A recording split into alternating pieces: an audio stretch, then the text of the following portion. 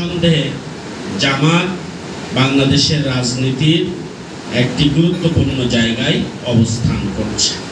জামাতকে বাদ দিয়ে বাংলাদেশের রাজনীতির কোনো ইতিহাস রচনা করা আর সম্ভব নয় ইনশাআল্লাহ। আমরা আমাদের নেতৃবৃন্দগুলোকে হারিয়েছি, আমাদের নিবন্ধন হারিয়েছি, প্রতীক হারিয়েছি, আমাদের গুম খুন এইগুলো নিয়ে আমরা রাজনীতি করেছি, কিন্তু রাজনীতির মাঠ থেকে জামাত বিলীন হয়ে যায়। জামাত বিলীন না হওয়ার পিছনে একটি কারণ, জামাতের কর্মীদের যদি আপনি প্রশ্ন করেন আপনি জামাত কেন করেন, তাহলে সে বলবে আমি আল্লাহর সন্তুষ্ট অর্জন এবং মানবতার কল্যাণের জন্য জামাত করি। কেউ বলবেন আমি এমপি, মন্ত্রী, চেয়ারম্যান, মেম্বার, আমির হওয়ার জন্য আমি জামাত ইসলামী করি। তাহলে যারা আল্লাহর সন্তুষ্ট অর্জন আর মানবতার কল্যাণের জন্য দল করে তাদেরকে নিভিয়ে দিতে পারে এরকম শক্তি কারণ নেই। আপনারা আরো খেয়াল করে দেখবেন যে অন্য দলের কাউন্সিল যখন হয় তখন শক্তি প্রদর্শনী হচ্ছে কাউন্সিলের একমাত্র পথ। এক গ্রুপ আরেক গ্রুপের উপরে শক্তি প্রদর্শন করে মারামারি কাটাকাটি করে পদটা গ্রহণ করতে হবে, একটা দলের পোস্ট লাগবে, এইটাই পেরেশানি হয়ে যায়। আর জামাত ইসলামের আমির উমরা যখন নাম ঘোষণা হয় তখন কান্না এবং বেদনায় তার মাথাটা নিচু হয়ে যায়।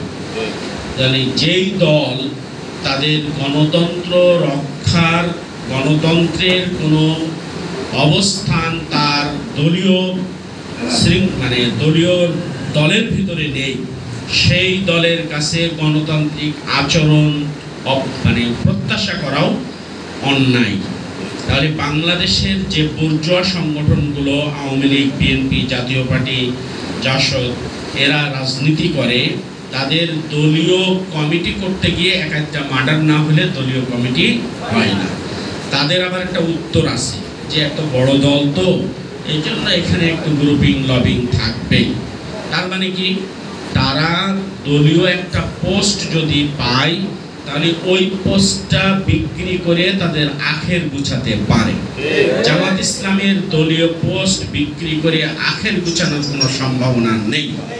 এই কারণে বাংলাদেশের মানুষকে, আপামর মানুষকে আমরা বলবো, জামাত ইসলামের কাছে আপনার ইজ্জত, আপনার আব্র, আপনার গণতন্ত্র, আপনার স্বাধীনতা, আপনার মূল্যবোধ সবকিছুই রক্ষিত হবে ইনশাআল্লাহ।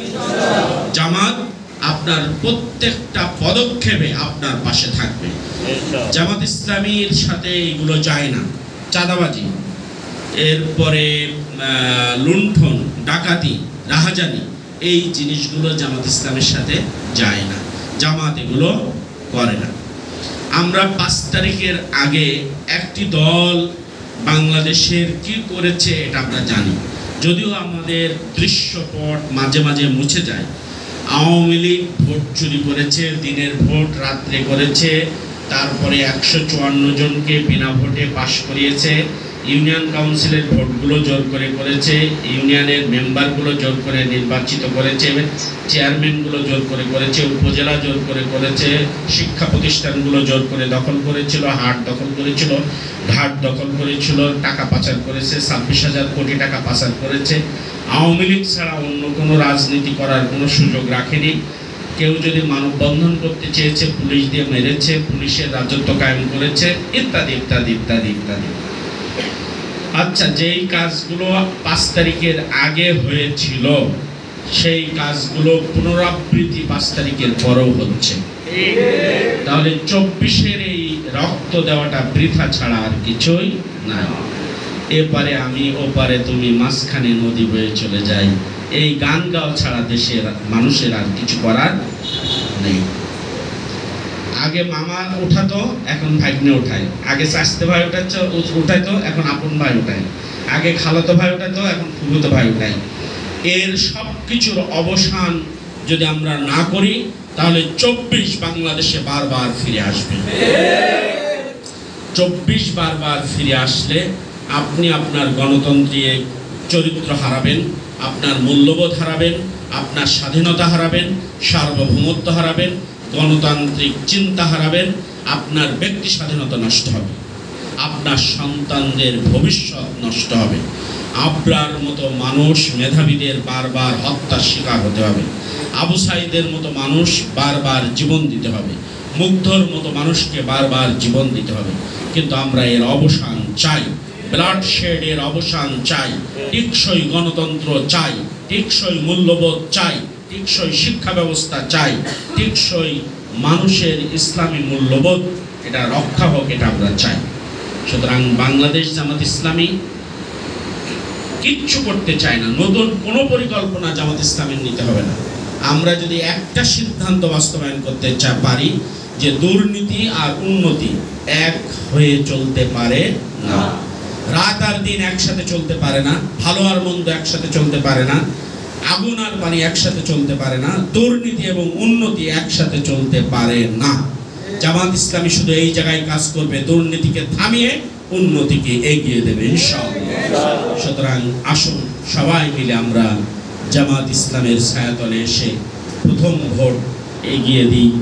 এবার 4 কোটি মানুষ প্রথম ভোট দেবে। যাদের বয়স 36 তারাও এবার প্রথম ভোট দেবে, যাদের বয়স 18 তারাও এবার প্রথমবার ভোট দেবে। আমরা চাই প্রথম ভোট দাঁড়িপাল্লার পক্ষে হোক, এই স্লোগানে আমরা এগিয়ে যাই। বাংলার জমিনে ইনসাফ প্রতিষ্ঠা হোক, এই স্লোগানে আমরা এগিয়ে যাই। আল্লাহর আইন সত্যকের শাসন প্রতিষ্ঠা হোক, এই স্লোগানে আমরা এগিয়ে যাই। সব দল দেখা শেষ, জামাত ইসলামের বাংলাদেশ, এই স্লোগানে আমরা এগিয়ে যাই। আল্লাহ আমাদের কবুল করুন। আমিন।